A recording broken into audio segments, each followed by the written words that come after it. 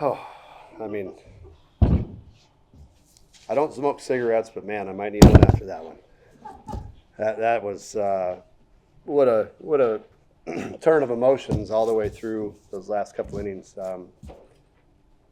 You know, chance to walk it off there. Thought we walked it off maybe on the base hit, you know, and then loading the bases, and then you get a 3-1 count. And it's like this game's over, you know, and then you don't get it done there with one of your better hitters, and Toby comes up and flies out, and then you go give up a 2 spot. And you're like, man, what a chain of emotions. And then you come back and put up a 6 spot to walk it off with the same guy that, you know, baseball's a beautiful game sometimes, and it treats you great sometimes, and it humbles the heck out of you at other times. But tonight it was one of those poetic endings you can't make that stuff up. So pretty cool. Just super proud of the resiliency, I guess, of our guys. You know, at the end of the day, down 2, going in the 10th, the dugout was like, we're winning this game. Let's go. There was no quit. There was no sense of we're not winning this game. Like we're winning this game. Somebody get on, we're winning. So yeah, it was pretty cool. Eamon Lance with a huge at bat. Getting down 0-2, and I scratched my head going, man, I told you, look for the heater.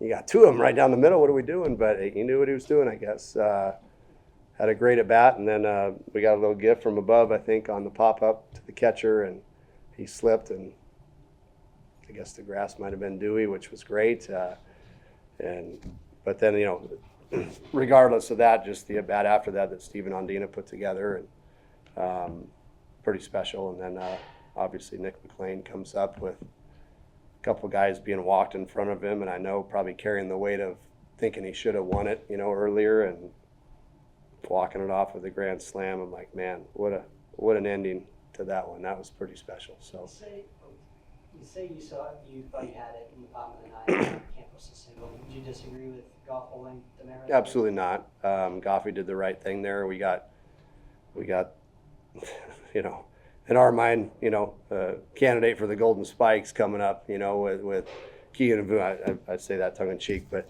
he just has absolutely been on fire. You got that kid coming up with Nick McLean behind him and Toby behind him.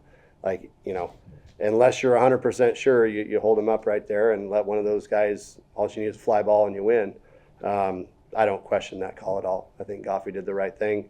You know, 2020 hindsight, you're like, gosh, dang, you should have sent him, you know, and he was in the dugout going, man, I should have sent him, I guess. I said, no, you shouldn't have. You're fine. Like, hey, the ball was right at him. You know, Demera didn't get a great read out of the box, kind of hesitated a split second, which, you know, like I said, you got Vu, who's been on fire. You got Mac behind him. You got Toby behind him. The odds are in our favor to get it done right there. We just didn't. That's okay.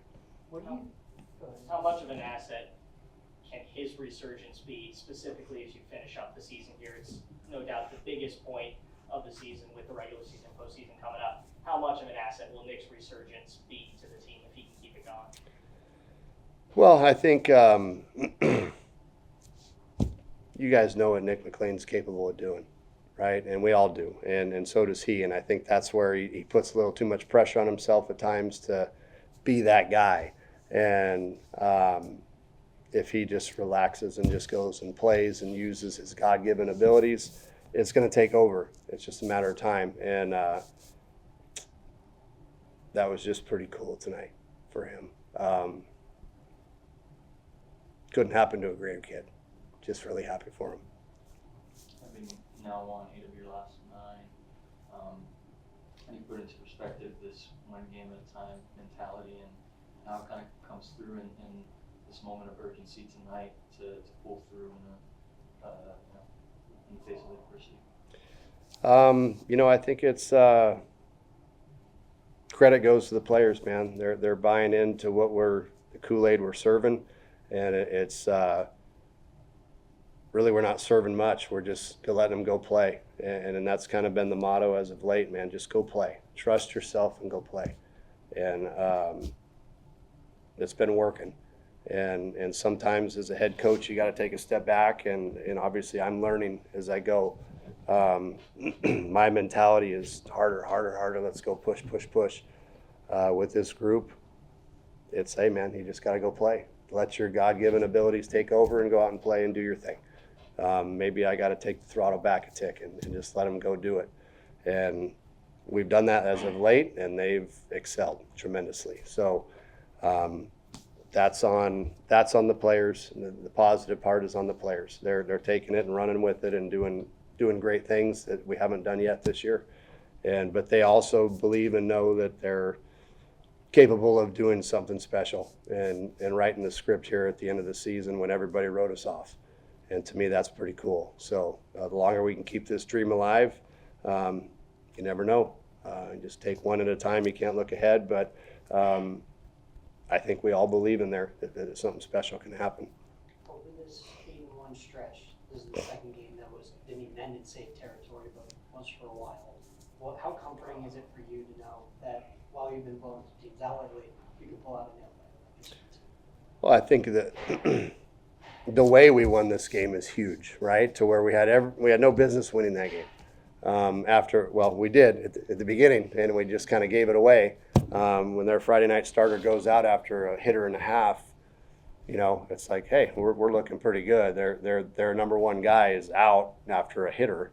Like, man, we got to take advantage of that. And we did in the first, put up a 4 spot, but then we just kind of went flat, like this game's over type thing. And to kind of give that back a little bit, and you could just kind of feel in the middle innings, after we just started having simple innings offensively, where it's a 4-pitch inning, I think, and first pitch outs where we're just not locked in.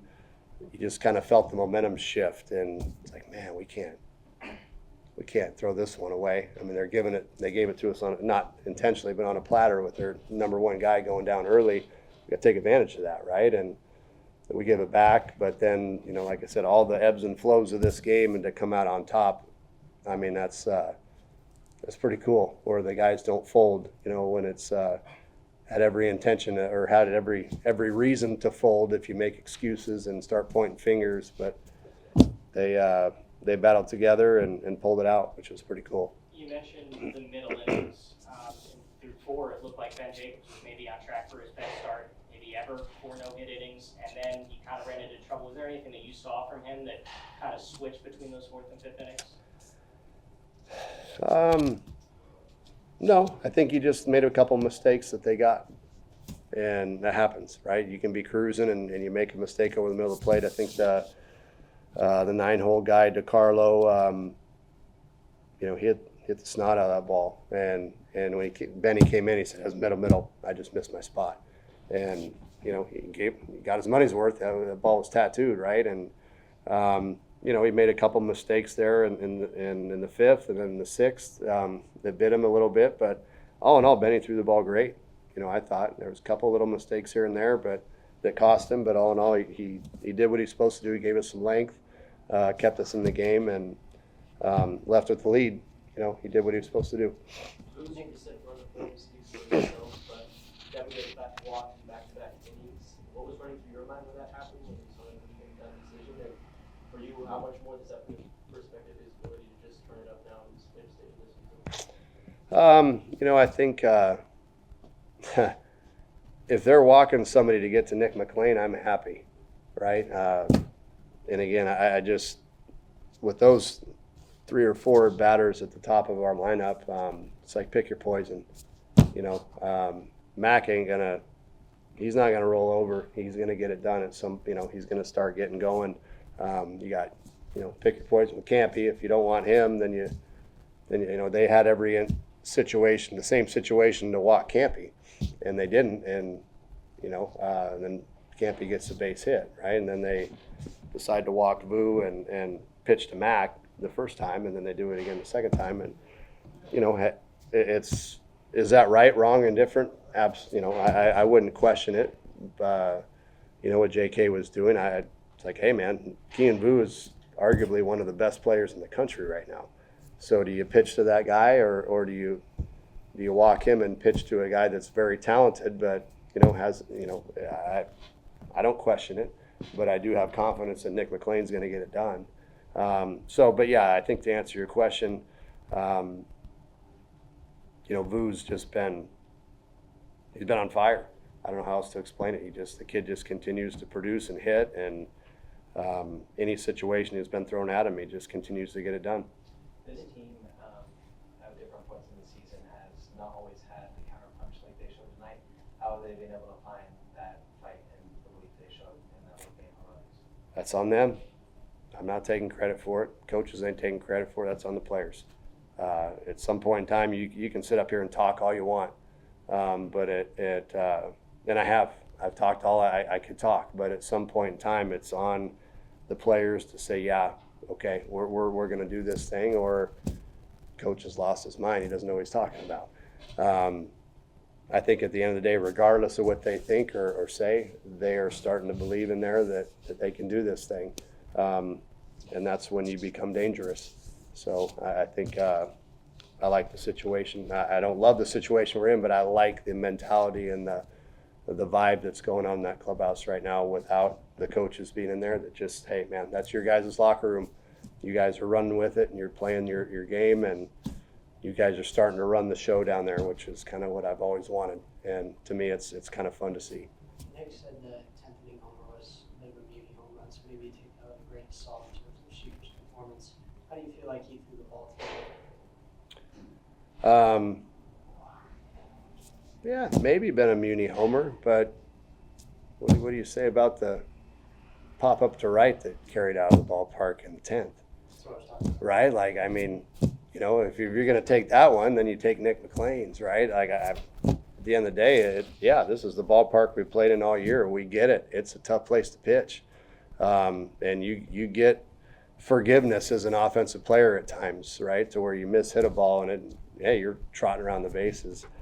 This is our muni, right? And we embrace it. We understand that, hey, man, you're as a pitcher, you got to have a thick skin because you can make a good pitch and still have a bad result, and it's okay. Schieffer, I think, threw the ball just fine tonight, and off the bat, Ibarra, hits the pop up, and I honestly thought Mac was going to have to come in on that ball, and he's got to maybe take a step back, and then he just kept going and going and going, and next thing you know, you're down 2. I'm like, gosh dang, we've had our fair share of our own luck, at our home, so I'm not going to complain, but that's just the ballpark we play in. And regardless of whether you love it or hate it, hey, man, we're going to embrace it. And offensively, as a pitching staff, we embrace it too. And we know that, hey, if you can pitch here, you can pitch anywhere. And there's going to be times where your numbers don't reflect really how well you've done from time to time. And what it does is it builds character and it builds mindset, and it makes sure you don't make too many mistakes. Otherwise, you give up big numbers. So, and at the end of the day, we love hearing the chirping from the other dugouts when those pitchers come in here and go, you hear them. That should have been an out. Well, yeah, this is our muni, man. Welcome to muni, right? We get to play in this every day. So I don't want to hear about numbers and pitching stats here. Just we're going to go compete. Do you think that this kind of served as a little bit of a microcosm of how the season's gone, where you've consistently been dealt a good amount of big blows in terms of losing a lot of games and then having a good deal of injuries that have caused you to totally rework this lineup? Do you think it kind of served as a microcosm tonight that you guys just continue to perform no matter the circumstance? Well, I think that's what you try to preach, regardless of I guess, results or who's in and who's out. It's like you have what you have today as an opportunity to go perform and play your best, play the way we're capable of playing. And like I've said before, and maybe they're starting to take it to heart, is let's not worry about the results so much as just worrying about representing who you are and what we stand for. And tonight I kind of get emotional, but it was, yeah, we represented tonight pretty well. Not because we played pretty, not because we played great, but they didn't quit. They kept on grinding, they kept battling, and they broke through.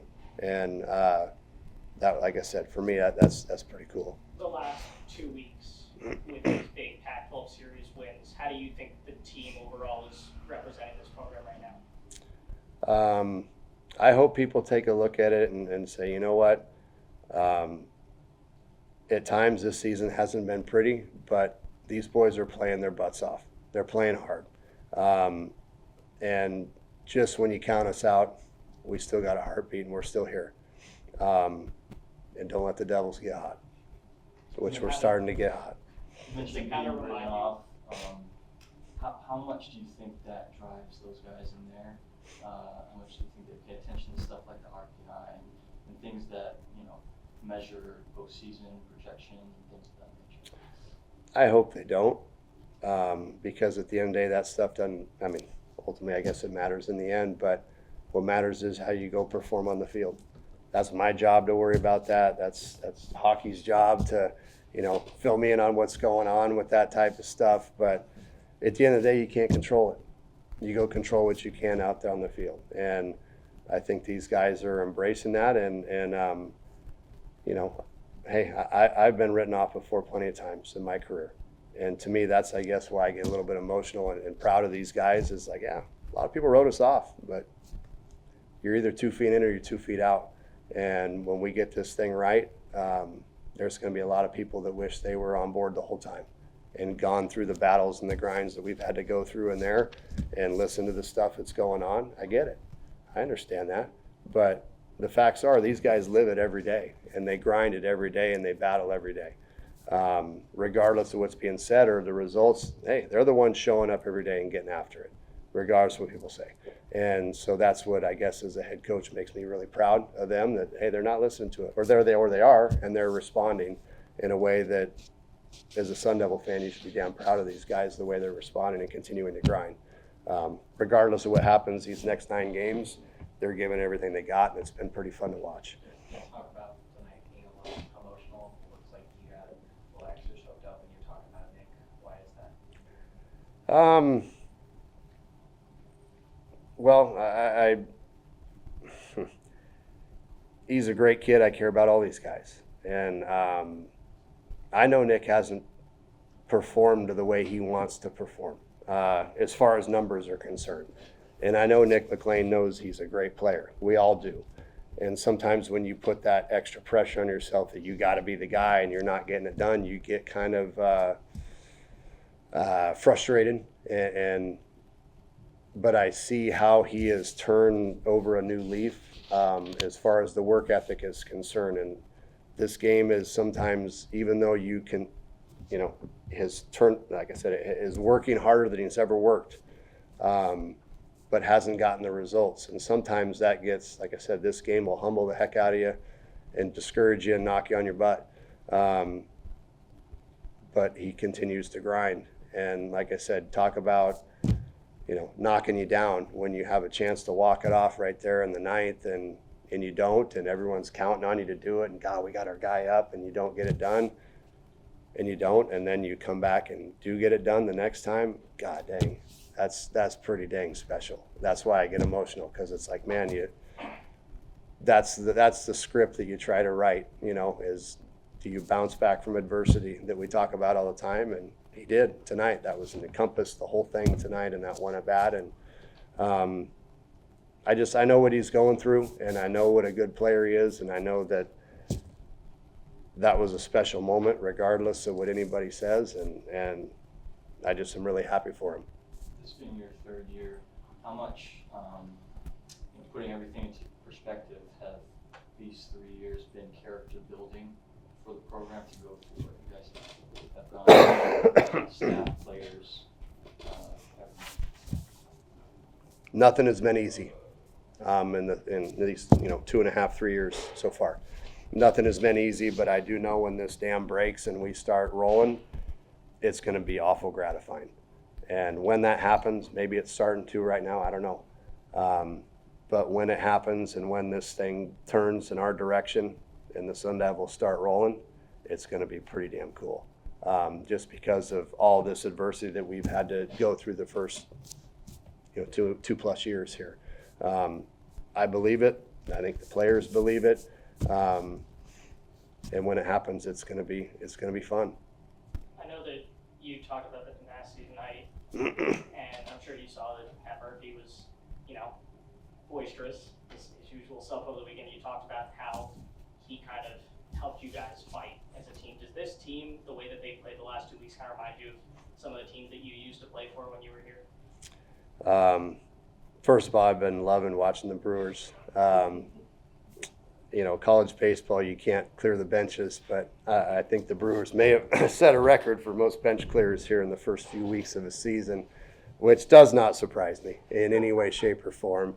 Murph will keep being Murph, and his boys will follow him just how he continues to lead, and that's pretty cool to watch all that happen.